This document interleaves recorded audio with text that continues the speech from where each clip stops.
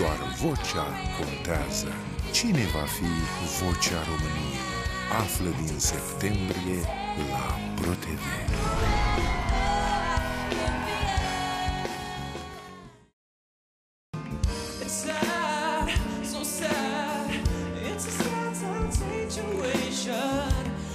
It's getting more and more absurd.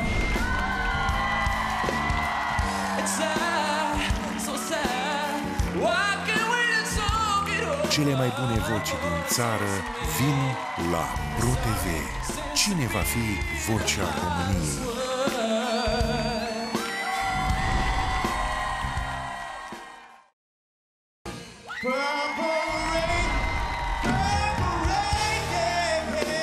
Multe emoții, o singură întrebare.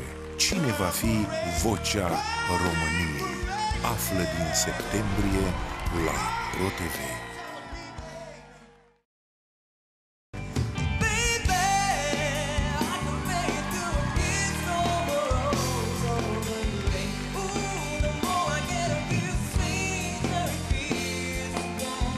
Vocea e totul.